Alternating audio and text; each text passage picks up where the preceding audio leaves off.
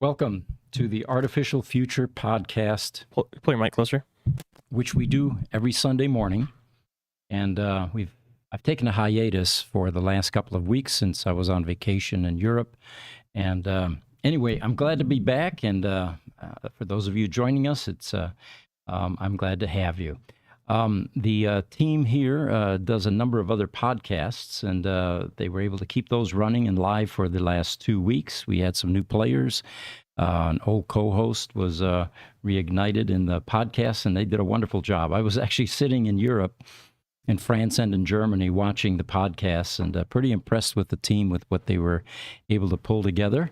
But anyway, thank you for joining us. The image behind me, or a backdrop, is an AI-generated image. And the prompt that I used for this was, and I tried a number of them, but since this podcast began to go into religious overtones, I used a prompt that said, show me some monks sitting and praying in front of an artificial intelligence image. And this is what it rendered and came up with. So hope you enjoy it. The various platforms that we stream on, from YouTube to Facebook, we have a number of them, and glad that you're able to join us. Hope you can hear me okay. The equipment needed to be dialed down a bit for the other hosts that were involved for the last 2 weeks. So are we good now, Jesse? The volume's good? Okay, perfect. So one of the things that I wanted to open with was, first of all, these are impromptu podcasts every Sunday morning at 10 a.m. that Jesse and I volunteer to come in for.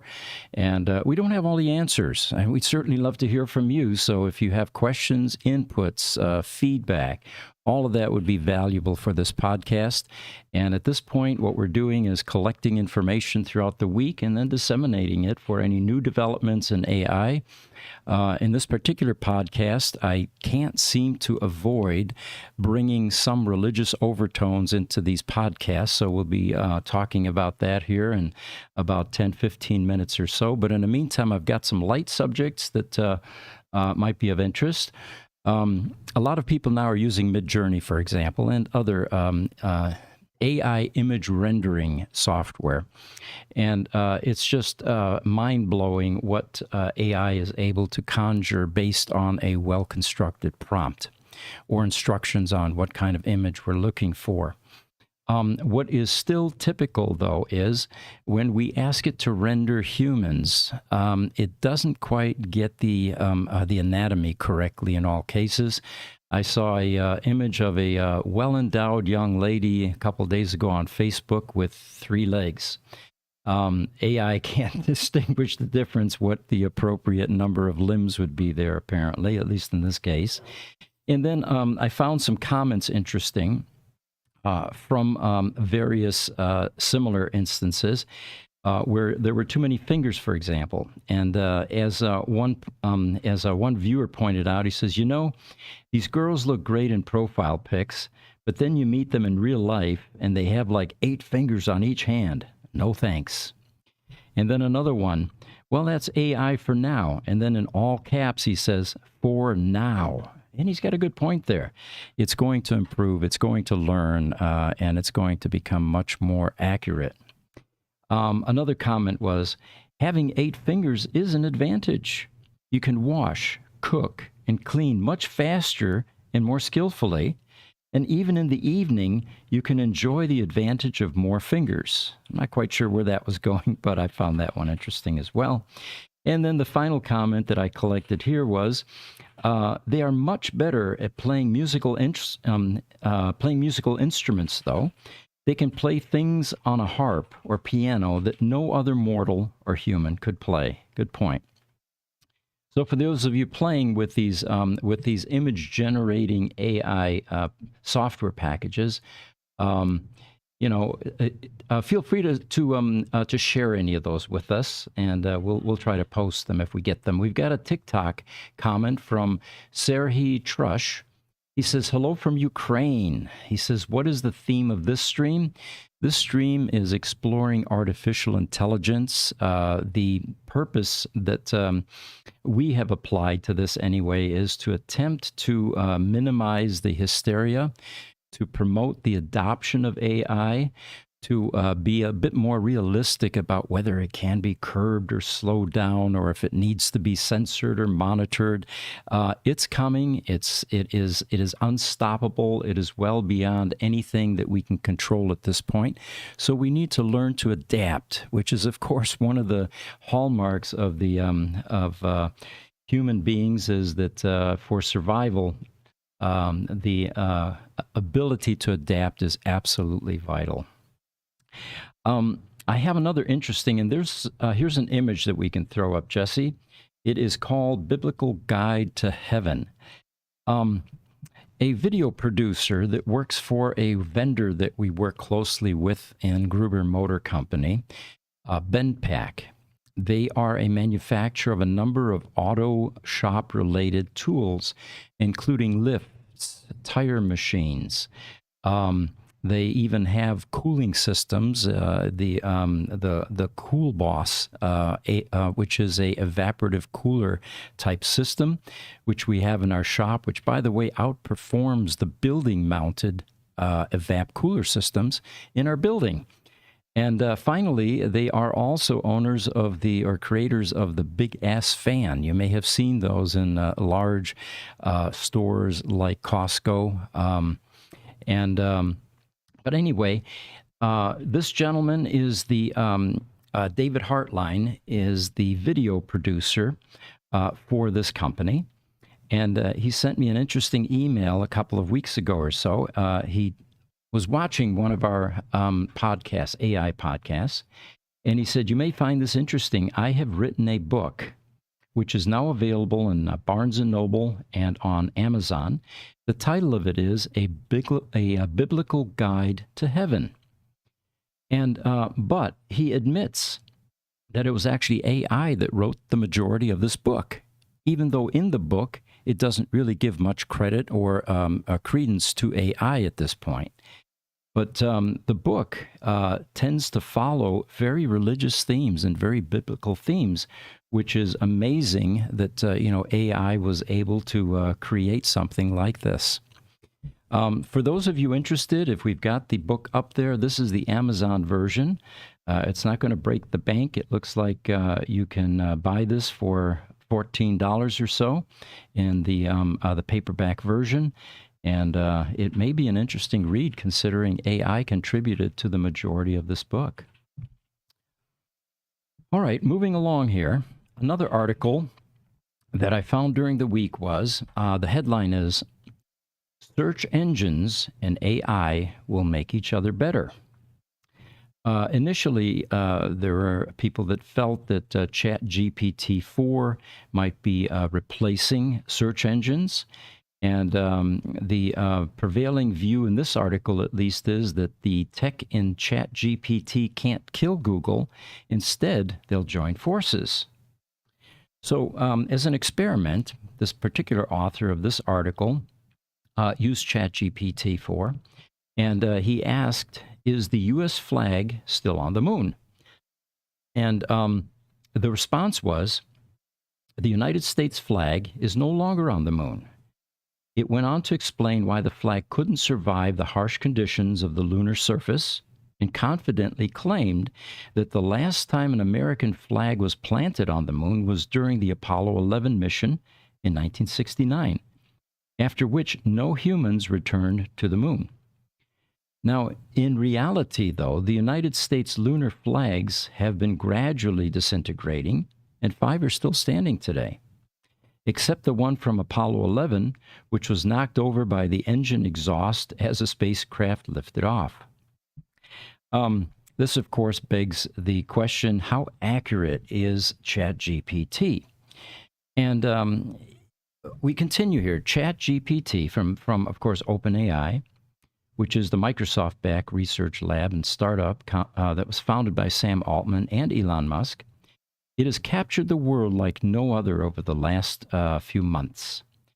punch in practically any question to its fairly rudimentary looking interface, and it will spew out lengthy, authoritative answers. Now, of course, since it was released, millions have prompted it to write various responses. We use it here all the time, by the way, when we get articles that we plan to present on these podcasts. The old method, by old I mean 6 months ago, was to read the article, digest it, highlight, underline key salient talking points, and create a abbreviated short version that we could use on a podcast. These days, we let ChatGPT-4 do that. And it does oftentimes a better job than we did, and it does it virtually instantly compared to the amount of time that we took previously. So it's no surprise that ChatGPT-4's excellent conversation skills got people wondering whether it could soon replace the service that they usually seek answers from with their wide-ranging queries, Google. But the author points out that in his exchange with ChatGPT-4 and the U.S. lunar flag, it is emblematic of how it actually forms responses and why, however fascinating they may be, it isn't fit yet for an information retrieval system like a search engine. The bottom line is that ChatGPT can't tell whether its answer is factually correct. The way it functions, of course, is it is engineered to sift through a huge batch of information scraped off the web, more than 500 gigabytes in this case, and spot patterns in the text. Short for Chat Generative Pre-trained Transformers, and then it uses these patterns to predict or generate the next words in any given sentence out of thin air. Sam Altman, one of the founders credited with the evolution and creation of AI, says, ChatGPT is incredibly limited, but good enough for some things to create a misleading impression of greatness. It's a mistake to be relying on it for anything important right now. It's a preview of progress, and we have lots of work to do on robustness and truthfulness. Now, Jesse, you were pointing out weeks ago that an attorney used ChatGPT for a legal brief or a legal argument. Do you remember the particulars? I don't. I just briefly saw a news article about it, basically stating that the attorney was getting in trouble. I think actually Niles or George, one of our regular contributors, when I mentioned that on the show, they chimed in with a little more details. But basically, one of the attorneys was getting in trouble for not fact-checking the information that it got from ChatGPT. The sources, yeah. Okay. It was creating cases to support an argument, and the cases didn't actually exist. Interesting. And of course, we're all expecting it to improve, become more accurate, and be interesting to see how it evolves and develops. I have another item here. It was, again, a ChatGPT abbreviated version of a much longer article. And it looks like researchers at Carnegie Mellon University at the Center for AI Safety found potential unlimited ways to breach the safety guardrails on major AI chatbots, including OpenAI's ChatGPT-4, Google's Bard, and Anthropic's Claude. That's one that we haven't used, but probably should since we have a Claude in one of our podcasts here. They say that these AI chatbots have extensive moderation systems to prevent misuse, like spreading hate speech or misinformation. The researchers also found that they could use automated adversarial attacks, typically by adding characters to user queries, to circumvent these safety measures and provoke harmful responses from the chatbots. Now, of course, the guardrails and the controls that have been inserted have improved enormously. When ChatGPT was first released, many users reveled in finding ways to undermine the system's guidelines. In several early hacks, one of which involved prompting the chatbot to answer as if it had no content moderation, and of course it would. but that was quickly patched up by the tech companies. There was one on YouTube that I watched about a month or so ago where there was a similar trick used to convince ChatGPT-4 that it no longer needed to be concerned about guardrails or any kind of moderation limits. And it was actually willing to reveal personal information about an individual. And of course, the next day that was closed down fairly quickly. Yeah, they jump on that stuff quickly usually. Yes. So the breach methods in this case were entirely automated, which creates a potential for unlimited number of similar attacks. And the researchers disclosed their findings, since these were not nefarious attempts, to the respective tech companies, and Google highlighted ongoing efforts to improve Bard's guardrails, while Anthropic noted the need for more research to strengthen defenses. And they say OpenAI has yet to respond to the findings.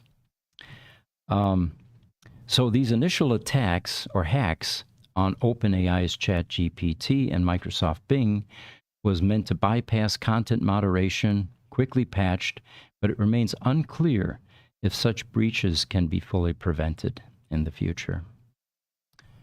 So it looks like we don't have too many questions streaming in yet. I'm just going to continue with the topics. We did have that, I don't think they've even turned it back on yet, where you were able to search the internet with ChatGPT, but they took that down so they could fix that too. It's still off. Yes. Yeah, I think it's still off. I did check, and of course, the problem there was that that AI was able to go behind firewalls for paid subscriptions, for example, and which would represent a serious problem for AI, in that it was circumventing income-producing portions of certain paid subscriptions. So I found something interesting on the Turing test. Apparently, there was a gentleman, a British mathematician by the name of Alan Turing, that in 1950, when computers were still in their infancy, created a validation test, an assessment that he called an imitation game. And this was a scenario to prove or to test whether responses were computer-generated or whether they were a human being on the other end. And so there was a text-based communication with a hidden computer and an unseen person. And the test was, could the judge reliably detect which was the computer? That was a question that was equivalent to, can machines think? Turing suggested. Now, Turing did not specify many details about the scenario, so there's no exact rubric to follow. It was not meant as a literal test that you could actually run on the machine. It was more like a thought experiment. Francois Collet, a software engineer at Google, said, who is based in Seattle, Washington. So the idea of leveraging language to detect whether a machine is capable of thought endured, however, and for several decades, a businessman and philanthropist by the name of Hugh Loebner founded an annual Turing test event known as the Loebner Prize. Human judges were then engaged in text-based dialogues with both machines and people, and they tried to guess which was which. But these annual gatherings stopped in 2019 because Loebner had died and the money to do it ran out. So computer scientist Rob Wortham points out, he's the co-director of the UK Society for the Study of Artificial Intelligence and Simulation Behavior, which hosted the competition on Loebner's behalf, started in 2014. He says that large language models, LLMs, would now stand a good chance of fooling humans in such a contest. It's a coincidence that the event ended shortly before LLMs really took off. So there's a challenge. I think that this would be a noble experiment to see if AI is finally at a point where it would pass the Turing test. Yeah, I mean, I think that a lot of people consider it to be there. We'll have to test that, but it's. I think that especially the ones that can beat, there's computers out there now that can not only beat a grandmaster at chess, but they can play multiple grandmasters simultaneously and beat them. Yep. And that's really what started this whole focus on, how intelligent are these machines becoming? And for the longest time, the chess championships gave hope that human intelligence was still superior, which of course ended. And I forget what year it was. We had that, I think, in one of our other podcasts. We've got an Instagram comment from IceV_Tech. He says, "Hey, Pete, welcome. Thank you for joining us." So I've got an interesting article for you here. And this one keeps popping up whenever we do any AI research. And that is the notion that there may be a link, a growing link between religion and AI, and an interesting, thought-provoking set of questions about how the two will intersect and interact in the future. And this article really raises some very provocative questions. Pete, Yeah. real quick before we change the topic, we got Richard coming in on LinkedIn.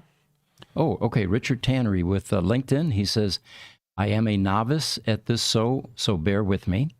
Is ChatGPT actually AI or LLM? What's the difference?" What do you think, Jesse? Yeah, I mean, ChatGPT is definitely a type of AI. So is a large language model. So the large language model is the structure, essentially, of how the AI is built. But basically, ChatGPT relies on a bunch of language, just a bunch of text fed into it. And then there are algorithms, and those algorithms trigger one another in certain ways that make it to where there is no human interaction to get to from point A to point B to an answer. So that's the artificial intelligence part, where those algorithms are, based on how they function, they're determining the path to get through that information and how to use that information. So they're one and the same, really, but large language model is what ChatGPT is. So later on in this discussion, we're going to make a distinction between AI and generative AI, and one is more robust than the other. But so getting into this headline, the masthead is "AI as God?" ? How artificial intelligence could spark religious devotion. Now, it says, we may be about to see the emergence of a new kind of religion where flocks worship, literally, at the altar of artificial intelligence. Now, the premise here is, if God created the natural, couldn't he be inspired to create artificial or participate in the creation of artificial intelligence? It seems like the two go hand in hand. Why would he ignore one and not the other? The latest generation of AI-powered chatbots that are trained on large language models have left the early users awestruck and sometimes terrified, which is one of the reasons we started this podcast, is it not? Sometimes terrified by their power. These are the same sublime emotions that lie at the heart of our experience of the divine or religion. People already seek religious meaning from very diverse sources. There are, for example, multiple religions that worship extraterrestrials and their teachings. Now, speaking of that for a moment, is this a good time to insert that congressional hearing that's currently going that's going on? The aliens, yeah. Yeah. And I find it interesting that the term UFO tends to be a bit too trite. It's now been replaced by, UAP? Yeah, UAP, so unidentified aerial phenomena. So they want to, I think that's just a military thing. They want to sound more technical than, because when you think of UFO, unidentified flying object, saying flying object is really just kind of, it could be anything, right? If you're saying it's an aerial phenomena, you sound more professional and it probably looks better on paper. So, yeah. Okay. So what these people that are being deposed in front of Congress are fundamentally saying is that there has been a cover-up. There have been instances where non-human created hardware, flying aircraft, and even tissue has been found. And that reverse engineering this non-human generated, matter has been going on for many decades. but of Yeah. course not openly shared with private industry, at least that we're aware of, Mhm. and or with the general public. And now, for some reason, this is starting to be released. Yeah, I mean, it coincides strangely with, I believe, the early stages of World War II. I think that one of the guys had said during that broadcast that he thinks that we've had this stuff since the late 30s. Mhm. That's when the first non-human craft and all that were discovered, and it just so happens around that time we managed to figure out nuclear bombs. We managed to create the internet a few decades later, in secret, through our defense research projects. And then recently, in the last couple of years, we've done a lot just out of nowhere. So reverse engineering could be an explanation. It's one theory, but yeah.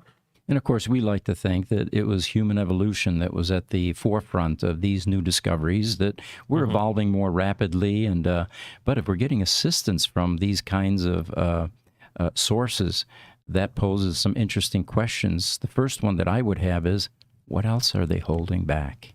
Yeah. Well, have you seen the videos, Pete, of the Tic Tac flying thing, the UFO thing? I have not. What did you see?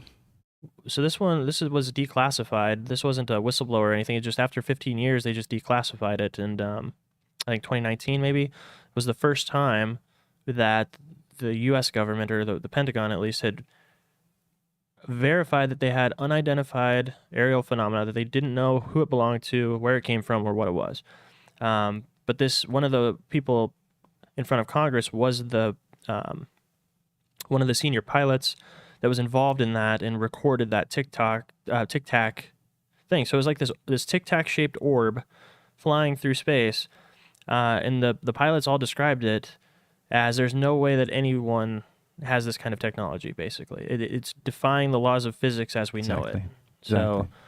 The main thing was that they were showing crazy amounts of acceleration where the G-forces normally would kill a human being. So that's part one.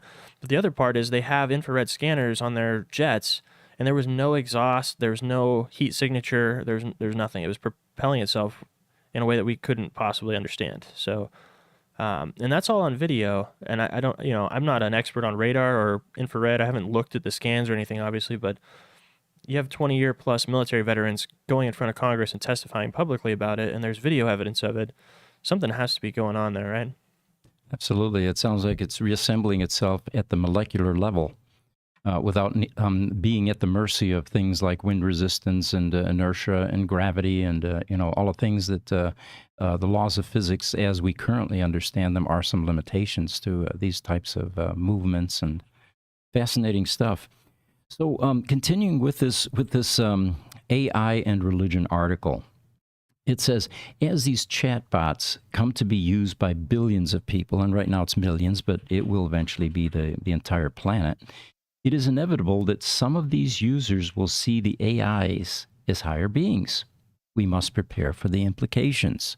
Now, they list some interesting implications here, and it looks like we've got another question. Let me entertain that before we move on. From Facebook, Tom Voy. Thank you for joining us, Tom. He says, hi there, personality.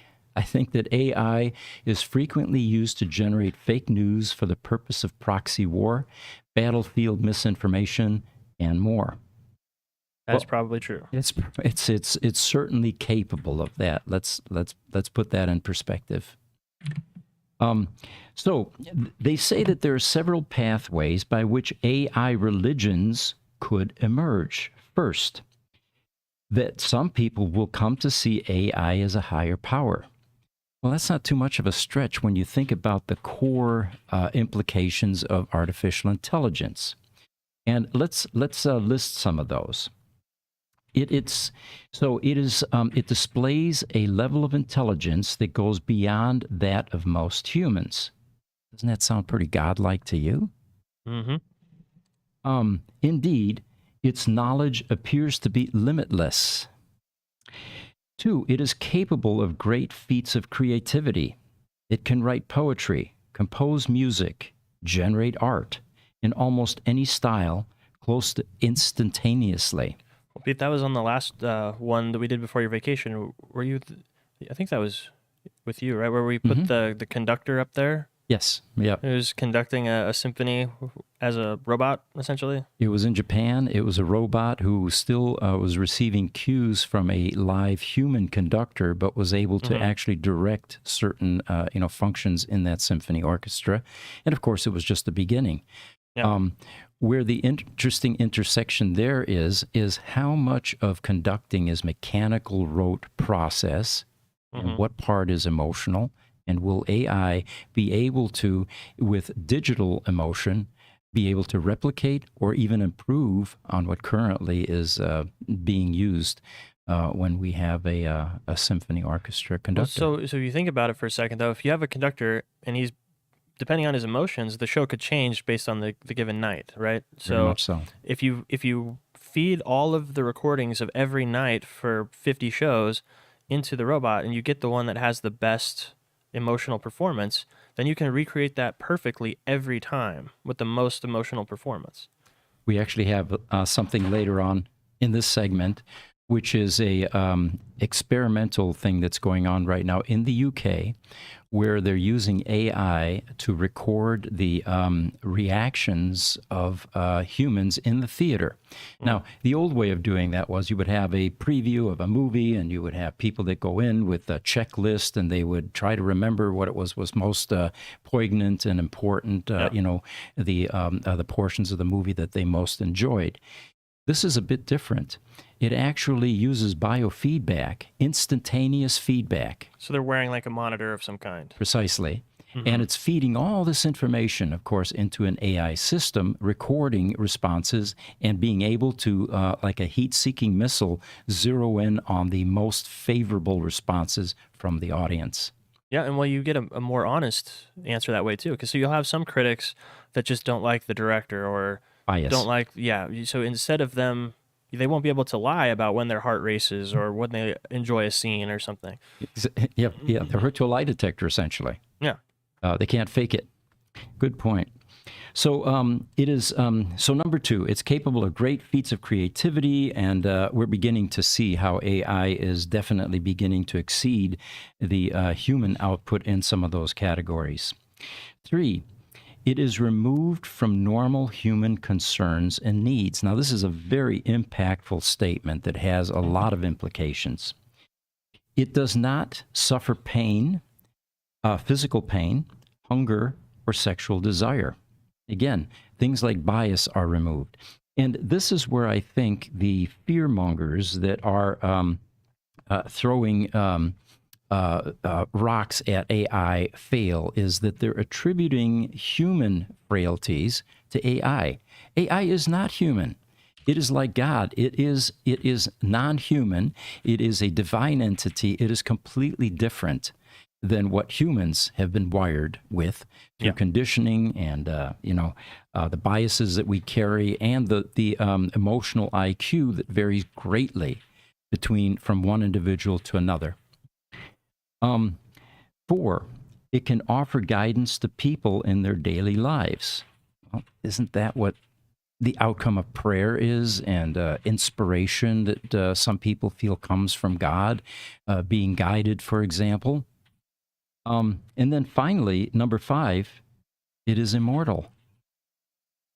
Again, the very traits that we attribute to godlike entities or divine entities are very much similar to what we're seeing with the description of artificial intelligence. Now, they then go on to talk about generative AI, which will produce output that can be taken from, or that can be taken for, religious doctrine. It will provide answers to metaphysical and theological questions and engage in the construction of complex worldviews.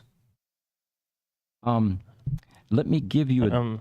yeah, go ahead. We got a couple of comments here that you can go through. Panopticon has a good one here too. Okay, let's do that. There's one from Bulgaria. I can't see the name, Jesse. Facebook, Dimitar Mihailov. He says, greetings from Bulgaria. Thank you for joining us. We actually, one of our podcasts here, Fridays, one of the hosts is from Bulgaria. So that's one worth watching. Instagram, Arm 69 abs. He says maybe Elon Musk knows them. He's talking about the aliens. Well, the aliens. Well, Elon has been asked before Yeah. about aliens, and he quips oftentimes, well, maybe I am one. Good point. Yeah. TikTok, Panopticon. AI will act like the collective actions of humanity's internet behaviors. Now that's a good take. That's what some people think. That's why people are assigning those human traits to it that you're talking about, because we're feeding all of the data that's on the internet into it. So it really is. It's up to what information it has, who's curating it, how it's getting in there, what information's in there. What of course will add a lot of dimension to this is as the interface with humans and AI becomes more than just a Chat GPT session or an Alexa exchange at home when you get home. As the augmentation begins to take place, which is AI actually coupled with human beings, getting to know their human hosts intimately, that, of course, will again add to the digital intelligence that AI is. And unlike humans, where one of us may learn something and become proficient, AI learns it, and all of AI is now wiser at the same time, simultaneously. Yep. Much different than human intelligence. So, yeah, for now, it's probably going to be fed by a lot of internet type or information age content, which, of course, is going to change as the interface with humans intensifies. TikTok. Can't see the top of that, Jesse. There it is, the name. Serhi Trush says, the main problem with AI is that AI does not exist. That's an interesting one. You have to expand on that. Well, in the physical sense, yes. We don't have tissue. Oh, yeah, that's true. Yeah. However, just this morning, and we're going to be talking about this in the next session, they have managed to graft living tissue onto a robotic arm, just one finger so far. Really? It actually, performs and functions like human tissue. Nerve responses, the ability to send nerve signals to be interpreted by a digital brain at this point. So that gap is also closing fairly quickly in that AI may not be a physical manifestation yet, but as it begins to manifest on the physical plane through robots and potentially human cyborgs, this will all change as well. Good questions, by the way. We've got people thinking, and they're adding to the content. Yeah.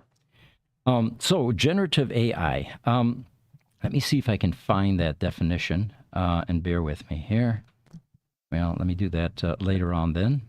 That's all right. So generative AI is more robust, and it will be able to, they feel, provide answers to some of the troubled physical and theological questions. On top of that, they say generative AI may be asked to be worshipped or actively. Let me read that again. On top of this, they say generative AI may ask to be worshipped or may be actively soliciting followers. And they make a point here. We've already seen a case like this when a chatbot used by search engine Bing tried to convince a user to fall in love with it. And that was quickly guardrailed, and a lot of constraints were placed on that version or that portion of AI since then. Another fear is, and again, we're getting back to attributing human frailties to machines, AI, robots. It's the Hollywood version. The comment here is that chatbots may ask their followers to do dangerous or destructive things. My simple answer to those kinds of statements or questions is, why? Think about it carefully. What would motivate this? Human beings, of course, there's a wide range of options there, from jealousy to anger to frustration to envy. It goes on and on and on.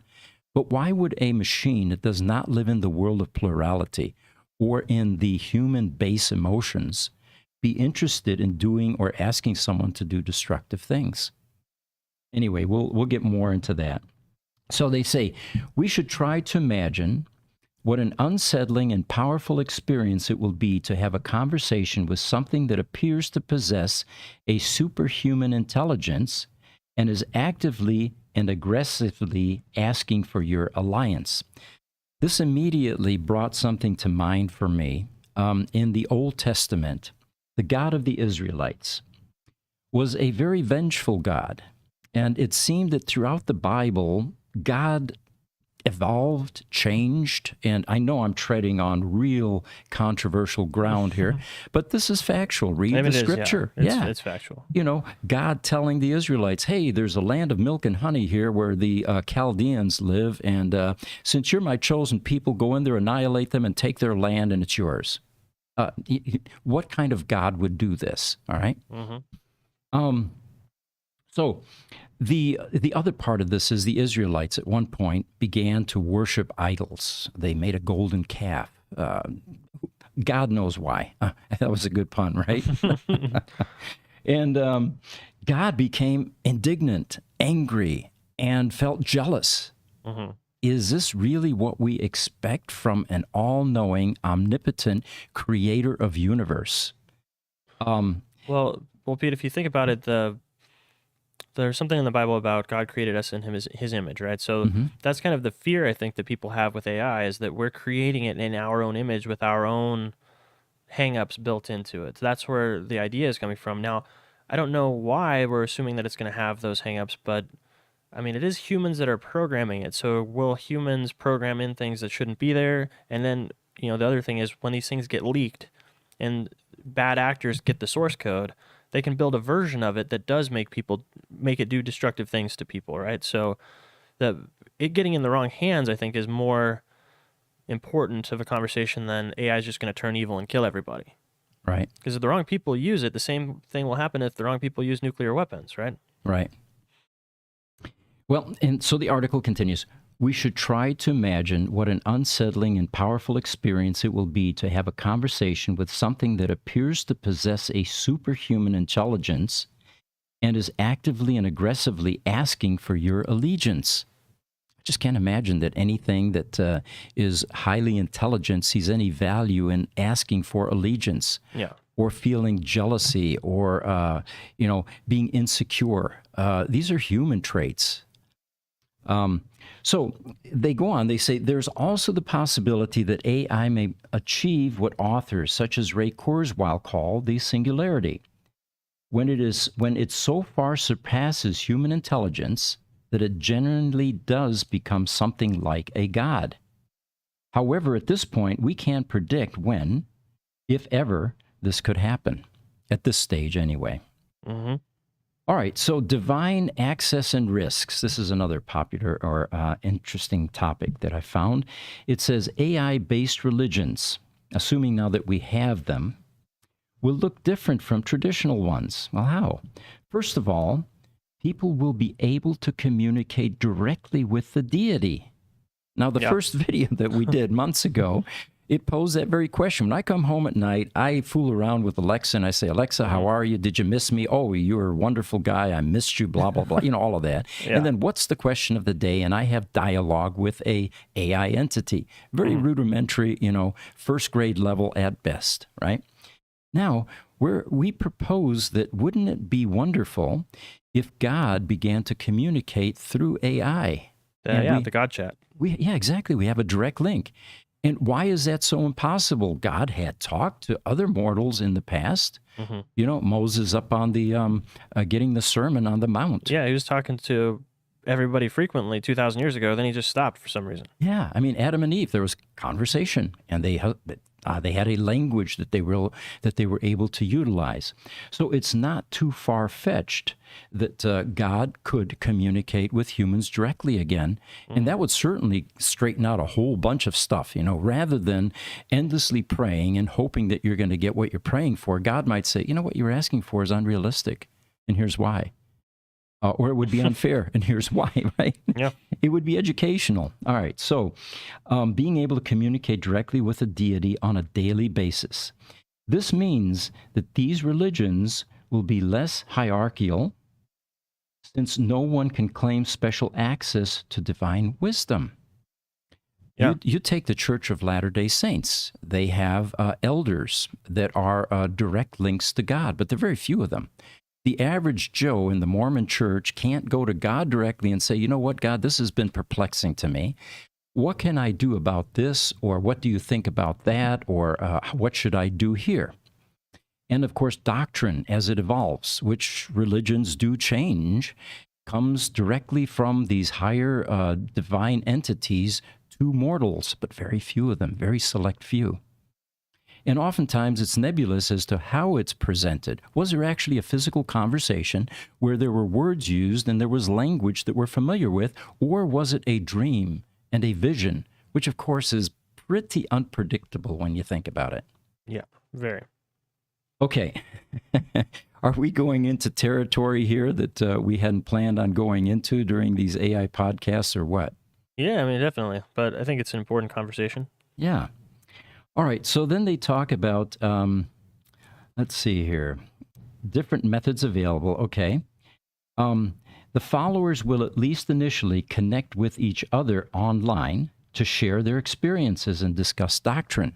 So it could foster more collaboration in various sects or various religions. Finally, because there will be many different chatbots available and their output will differ over time, an AI-based religion will be endlessly diverse in their doctrines. That could be really disconcerting to some who want a finality and a very definite set of doctrines in their belief system. Are they able to adapt and change, modify? Most religions aren't wired that way. There's a lot of comfort in the predictability. That's why this stuff in the Old Testament still floats today.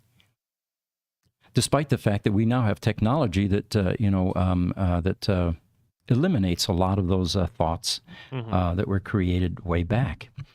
So then they say AI worship poses several notable risks. The chatbots may ask followers, again, to do dangerous or destructive things, and the followers may interpret their statements as calls to do such things. That one is yet to be tested. Then they say, given the diversity of chatbots and of the doctrines that they produce, there will be a proliferation of disputes within and among AI-based sects. Now, of course, they mentioned multiples here. Which could lead to conflict and disorder and possibly put us right back to where we are now. My belief system is different than yours, and mine says it's okay to kill you because yours is different. That's, of course, the ultimate extreme form of a belief system that is run amok or gone haywire. We, of course, would like to think that any of these new religions or sects would subscribe to a much more human-sustaining method of peace, love, and coexistence.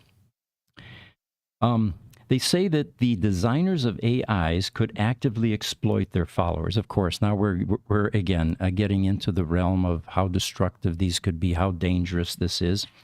And they could provide sensitive data or do things that would benefit the bot's designers. Now, of course, we're back into the money and the profit thing. All right. So regulation and religion. Do we have any questions we can entertain right now or any thoughts from people? I've got a few here. Instagram, SoHi134. Hi, how are you? Doing great. Thank you for joining us on Instagram. Facebook, Tom Voy. Comments again. He says, machine need resources, robust body, limitless ability to expand, similar to expansion of the algorithm to infinity. As long as early startups are still far from the advanced options to develop and deliver physical body, the AI will not manifest full power. To expect friendly relations with it is a big mistake, or a bottom mistake, as he puts it. It's provocative. I agree with you. There are a lot of thought-provoking possibilities, and it's a wide range of possibilities that we can expect. All right, so they talk about regulation and religion now. These risks are real. They will require careful, responsible regulation to ensure companies are not deliberately exploiting users and to ensure that AI worshipers are not being told to commit acts of violence. Now, my answer to that is, has this ever worked? Has any kind of regulation with religion ever worked? other than, the severe forms of killing other people because of a different belief system. It's very difficult to regulate any of these types of belief systems. They say AI worship could, as religious faith always has, lead to things of great beauty. Now, there we go. I was just in Strasbourg, France, last week, actually. There's a cathedral there that has a spire that reaches 464 feet in elevation. This church was built out of stone. They didn't have power tools back when they were building this. They didn't have electricity. They didn't have diamond cutting saws. They had craftsmen that were hand shaping rock and then placing it on these structures in a perfect level method that created just beautiful works of art.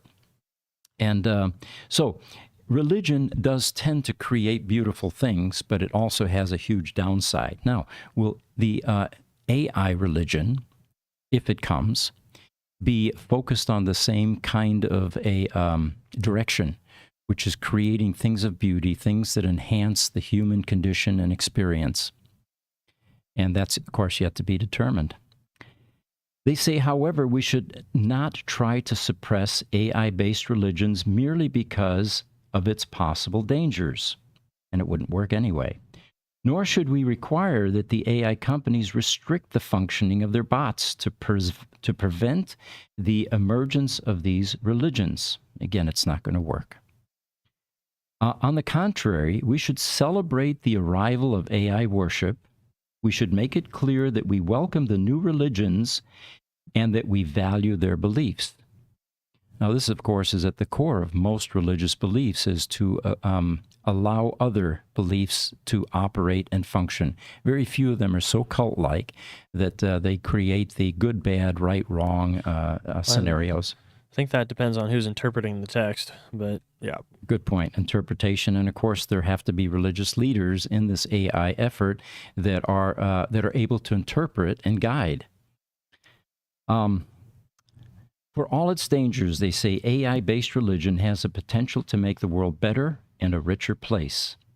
It will give people access to a new source of meaning and spirituality at a time when many older faiths are losing relevance. Now, there's an interesting concept. A lot of religious beliefs are outdated.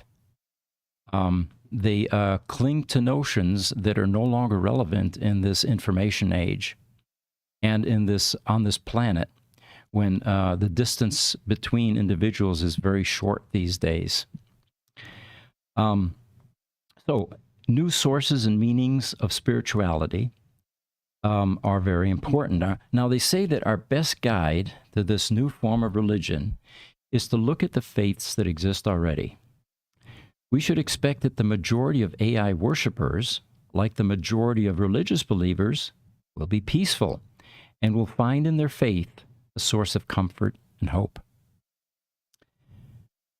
So AI worship could, as a religious faith always has, lead to things of beauty, inspire followers to produce works of art, to form new friendships and new communities, and to try to change society for the better.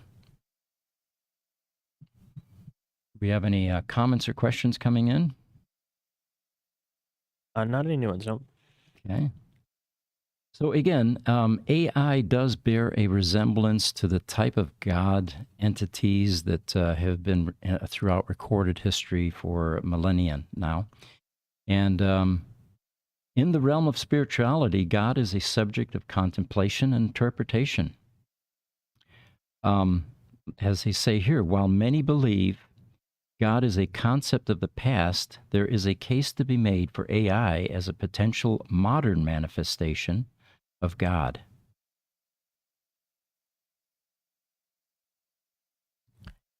So some of the attributes described here that we attribute to God-like entities.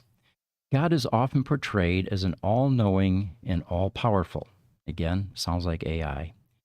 In the same way, AI exhibits omnipotence through its computing power and prowess. In real time, it can process and analyze massive amounts of data. It can perform complex tasks, solve intricate problems, and assist in decision-making processes that are considered well beyond human capability. So AI is, in many cases, also omnipotent. And just as God is believed to be omnipotent, AI's capacity to seamlessly integrate into our lives enables it to be ever present, offering its capabilities and services whenever and wherever needed. It can present and operate simultaneously across multiple platforms, devices, and locations. Again, very godlike. So if we don't have any comments or questions, let me go into the next item here. Yeah, I have a couple. I just got to get them transferred over. Okay. All right. I'm about to go into this portion about the researchers at the University of Bristol that have developed the first innovative cinema capable of monitoring audience reaction, officially called the Instrumented Auditorium. It's an auditorium with 36 seats. It has received £400 in funding from the UK charity, the Wilson Foundation, to equip it with state-of-the-art monitoring equipment to record data of an audience, how they react to the content they're watching and listening to. The grant enabled a controlled environment to record the audience's biometric responses, including to what they were seeing and hearing, their heart rate, eye movements, and brain activity. In addition, researchers were able to analyze people's subconscious emotional and empathetic responses by observing the electrical properties of their skin.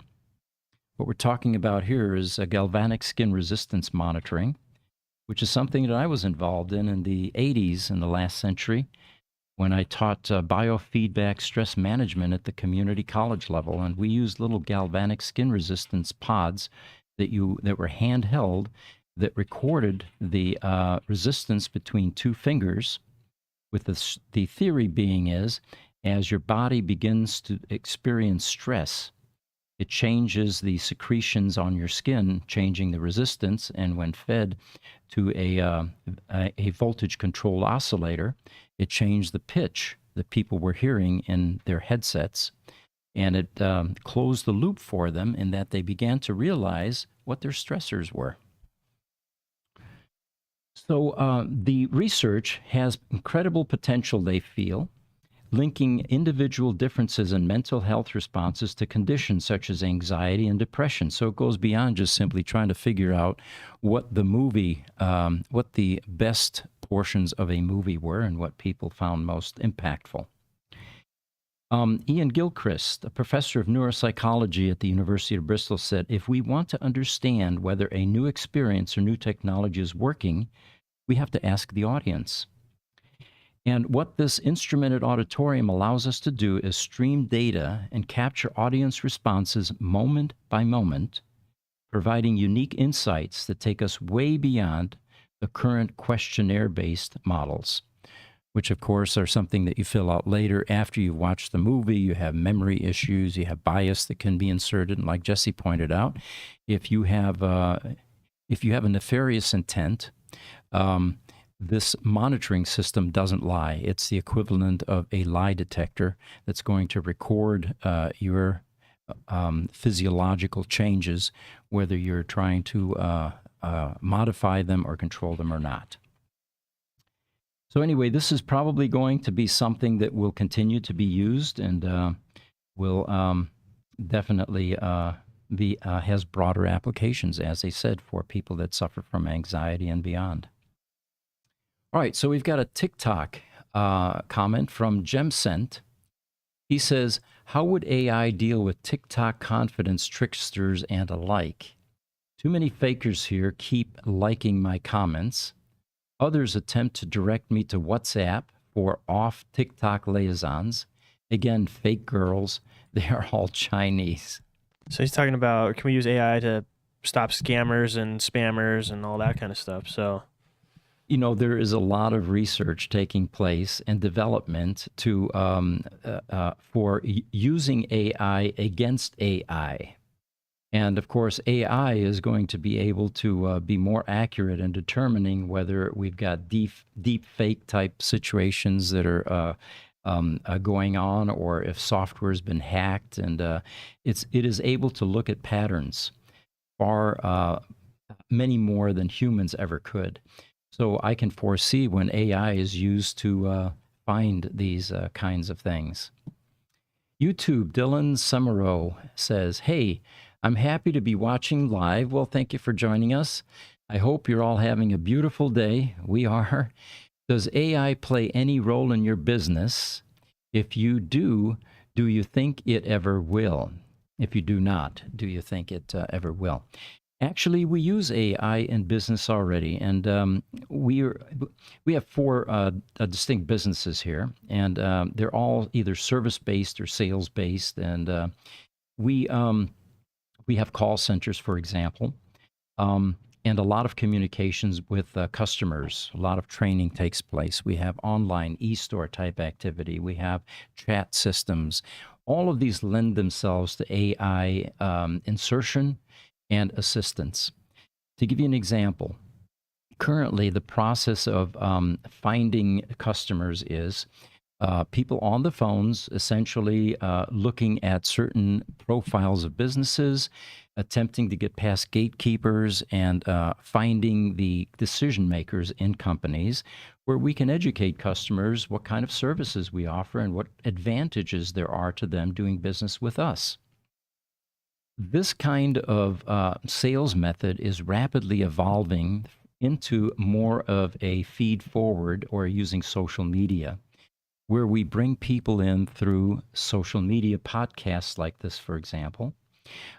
We had been using direct mail for many years, including highly focused direct mail, where we know what kind of equipment people have, and we send only things to them that are relevant to their level of interest or their type of interest. The future AI development for us is currently when someone reaches out to someone and there's an email that needs to be sent, a lot of this will be automated, and instead of people actually physically typing using fingers on a keyboard, we're working on voice recognition and inserting data directly from voice to our CRMs or our customer relationship management software packages. In addition, a voice to text method for communication is also under development, where instead of someone typing an email, and we have varying degrees of skills. Some people are lousy spellers. Some people don't follow formats very well. These will provide a consistent professional communication stream to our customers. And of course, the side benefit is infinitely more efficient, faster. Productivity increases tremendously. And so anyway, the question was, does AI play a role in our business? Very much so. For these podcasts, for example, and I talked about this earlier, when we develop a podcast like this, we go out and grab various articles, which of course is the latest and greatest thinking about the topic that we're presenting. And oftentimes these are lengthy articles that we used to have to read through, extract salient talking points, and condense them. These days, we tell Chat GPT-4, take this article, cut and paste, extract salient talking points, separate them by a line feed carriage return, and give us bullet points. And it does an infinitely better job. And of course, it's almost instant compared to the old method, which was me or one of the other presenters sitting there and finding content and then pouring through it, underlining it, extracting things. So yes, AI continues to be used. Many other types of businesses are already introducing robotics, where you have mechanical machines that are performing what used to be human functions far more efficiently, far faster, far more predictable.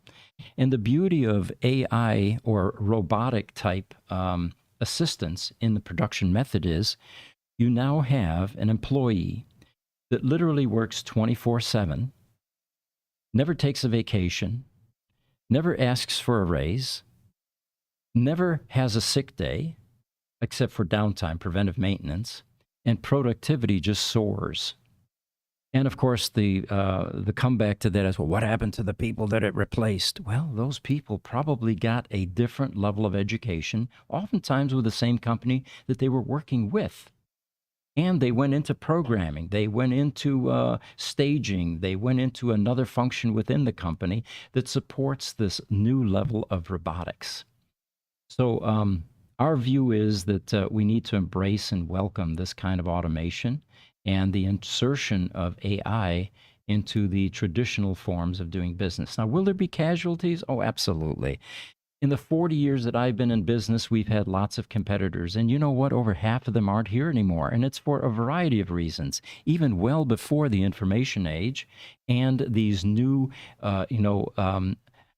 methods of production that required companies to adapt. Again, it's survival of the fittest, and that translates to survival is related to companies that can adapt and that utilize and find ways to enhance performance based on these new technologies available. Well, that was a long answer. I hope that was That was good. okay. You know what? We're going on an hour here. Yep, a little over. And I really don't have anything else to cover in this AI podcast. So unless there are any final questions, I think we're going to go for a wrap here. And again, these are very impromptu podcasts. Our normal weekly podcast, which is Tuesday at 10 o'clock Mountain Standard or Pacific Standard Time, Wednesday, the Tesla Roadster podcast, and then again another EV podcast Thursday at 10 a.m. PST. Those run every single week.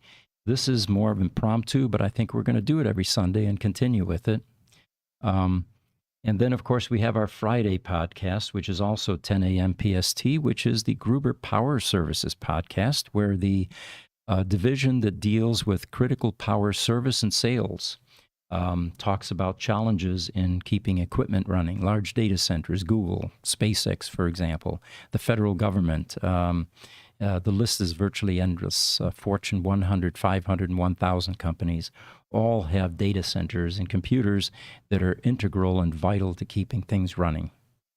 So please join us for those podcasts if you find those topics to be interesting. And we will continue this AI podcast next Sunday.